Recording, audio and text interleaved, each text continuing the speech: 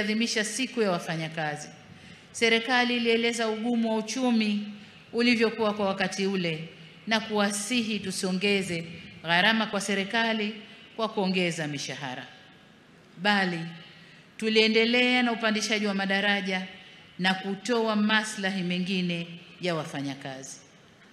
Sasa kwa mapenzi makubwa na kwa namna mlivyoiunga mkono serikali tulipowaomba mfunge mkanda na mkaamua kujituma na kufanya kazi kwa bidii na kufanya uchumi wetu ukue kwa 5.5% mwaka huu, kwa kuwa mcheza kwao hutunzwa.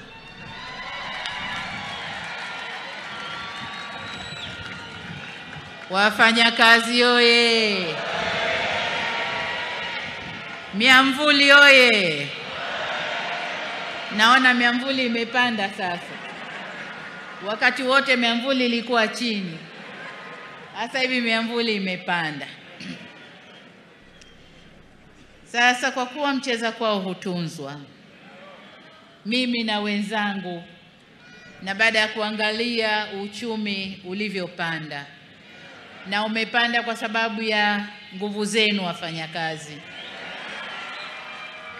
ninayo furaha ya kuwatangazia kwamba katika kuzidi kuleta usawi kwa wafanyakazi, mwaka huu serikali itaongeza kima cha chini cha mshahara kwa watumishi wa umma kwa 35.1%.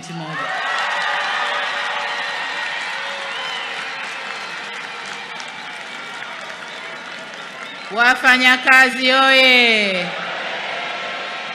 Mshikamano, solidarity. Aya, tusikilize. Nyongeza hii itakayoanza kutumika mwezi Julai mwaka huu itaongeza kima cha chini cha mshahara kutoka shilingi 370,000 hadi shilingi 500,000.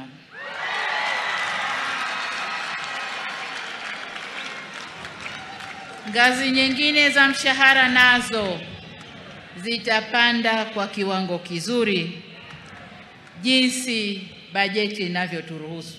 Lakini nataka niwaambie nyongeza nzuri ipo. Kwa upande wa sekta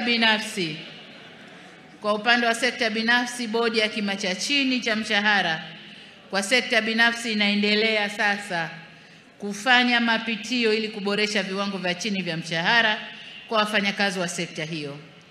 Pamoja na kazi inayofanywa na bodi hiyo, naendelea kuvihimiza wizara na vyama vya wafanyakazi kufanya majadiliano na waajiri ili kutekeleza mikataba ya hali bora ya wafanyakazi katika sekta binafsi waendane sambamba na wenzao wa sekta ya umma. Ndugu wafanyakazi, ahadi yetu serikali kwenu kwamba tutaendelea kuboresha mazingira ya kazi yakiwemo maslahi ya wafanyakazi kadri hali ya uchumi itakavyoruhusu. Wafanyakazi oye!